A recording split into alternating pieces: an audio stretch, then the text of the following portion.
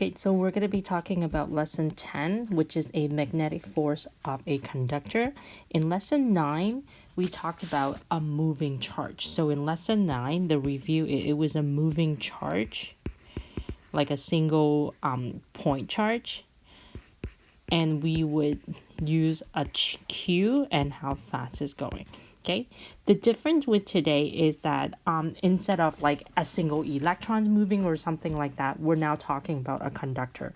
So basically, it's going to be a wire shape. So instead of a particle, you actually have a wire in a control path that the currents are flowing.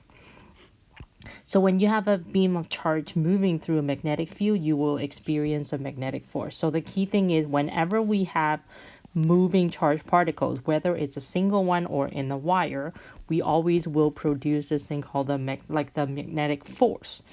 And if the particles are in a conductor, the force is transferred to a conductor to deflect, as a deflected electrons collide with the ions. And so basically using in a conductor, that's things that are helping in electric motors, audio speakers, and maglev trains.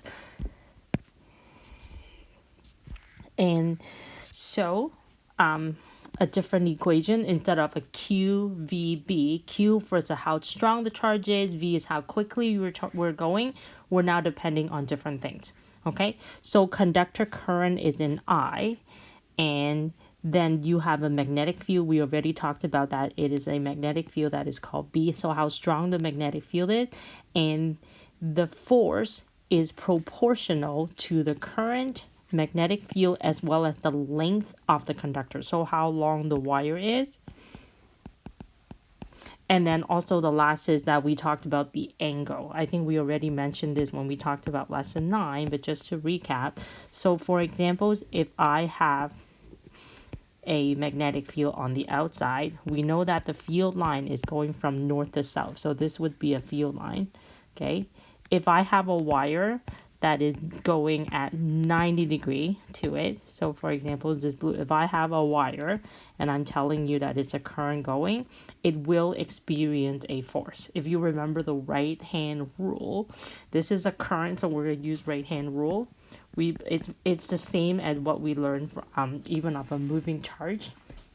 So your fingers is lining up with the green line. So if your paper is on the table, you should have your palm lining up parallel to your table.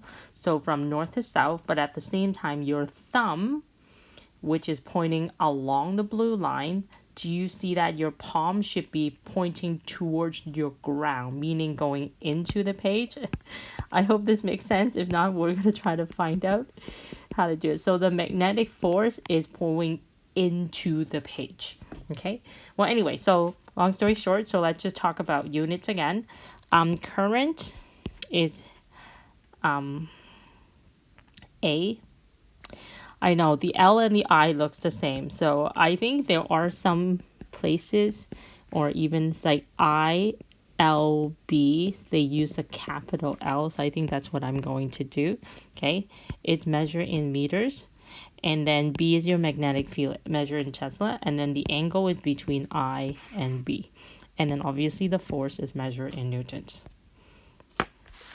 So the force is perpendicular to both the magnetic field current. So remember we talked about that. This is like a three-dimensional world, right? They're going like this. So X, Y, and Z. So depending on what's going on, where it's going. Oops, that's a Z. Okay, and then reverse either the current or magnetic field. It's like you have to flip your hand. It will reverse the directions of the force. And here's the right hand rule. We already talked about that. This is called the motor's principle. Because of the physical force, you actually have a physical movement, right? A motor's is like if you plug something in, like a fan or something, if you plug something in the electricity, it's going to start having mechanical kinetic energy, which is moving. So that's why it's called a motor's principle. Okay, so just like yesterday, right thumb is the current, which is the positive. Okay, so your thumb is the directions of the current, which is the red wire that is shown in the picture. And then you extend it, your fingers point in the direction of the magnetic field. So this is your magnetic field going this way. Okay, and if you wanted to, if you care, this is north and this is south all the time because magnetic field always flow from north to south.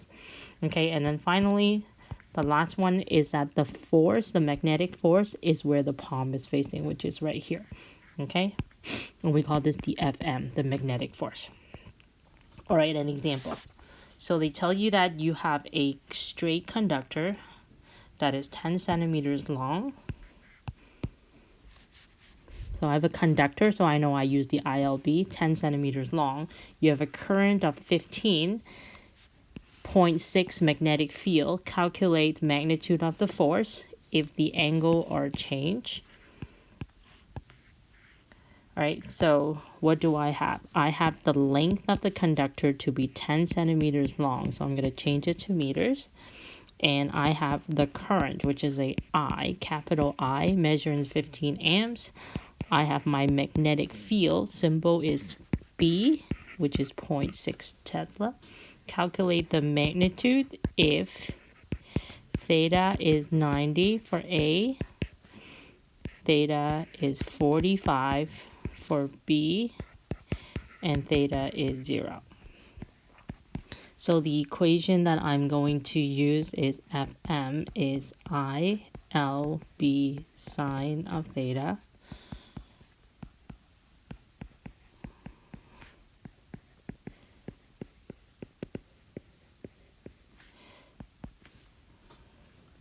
So punch it in the calculator. 15 times 0.1 times 0.6 times sine of 90.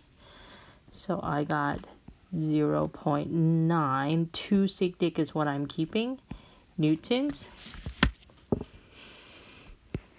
Okay, repeat the same question, but at the different angle. So they're just trying to show you if we are not perpendicular and if we're decreasing the angle, what would happen to the force.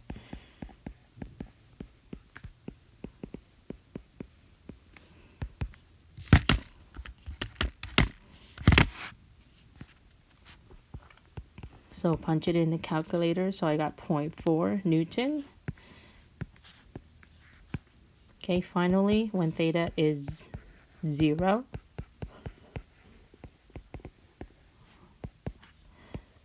it's going to be 0 because sine of 0 is 0. So I'm not going to bother plugging it in.